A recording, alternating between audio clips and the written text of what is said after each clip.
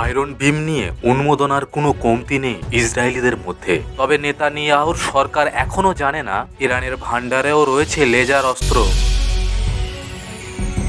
চীনের তৈরি সেনাল শিল্ড নিজেদের আকাশ প্রতিরক্ষায় ব্যবস্থায় যুক্ত করেছে ইরান সাইলেন্ট হান্টার নামে এই লেজার সিস্টেম। ভূমির কাছাকাছি উঠতে থাকা যে কোনো টার্গেট ধ্বংসে বিশেষ পারদর্শী।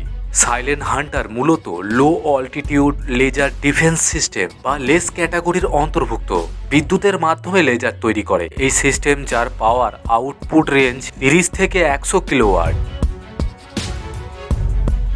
সাইলেন্ট হান্টারের বিশেষ ফিচারের মধ্যে অন্যতম এক অপারেশনাল রেঞ্জ আলোক রশ্মির মাধ্যমে সর্বোচ্চ 4 কিলোমিটার দূরের বস্তুকে ধ্বংস করতে সক্ষম।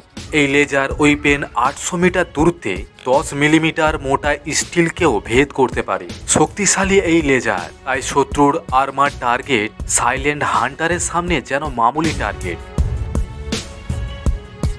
2021 সালে চীনের সঙ্গে 25 বছরব্যাপী কৌশলগত সমঝোতা চুক্তি সই করে ইরান। মূলত তেহরানের সামরিক ও প্রযুক্তিগত সক্ষমতা বাড়াতে নেওয়া হয় এই সিদ্ধান্ত। এই উদ্যোগ চুক্তির আওতায় খামেনির সরকার প্রতিরক্ষা ব্যবস্থা উন্নয়নে প্রযুক্তি সরবরাহ করে শি জিনপিং প্রশাসন। ধারণা করা হচ্ছে বেইজিং থেকে silent hunter laser defence system পাঠানো হচ্ছে তেহরানে।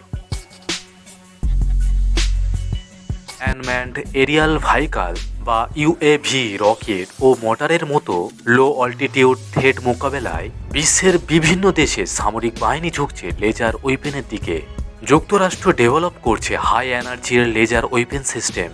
ইসরায়েলের কাছে রয়েছে আয়রন ডিম। তবে এই একই ধরনের অস্ত্র তৈরিতে চেষ্টা করছে জার্মানি। তাই আকাশ প্রতিরক্ষা ব্যবস্থায় সাইলেন্ট হান্টার যুক্ত হওয়ায় বৈশ্বিক পরাশক্তিদের থেকে এক ধাপ এগিয়ে ইরান।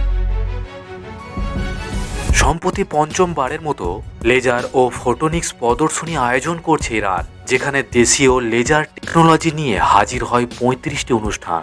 আয়োজনে সাইড লাইনে সাংবাদিকদের সঙ্গে কথা বলে ইরানের পরমাণু শক্তি সংস্থার প্রধান মোহাম্মদ সালামি।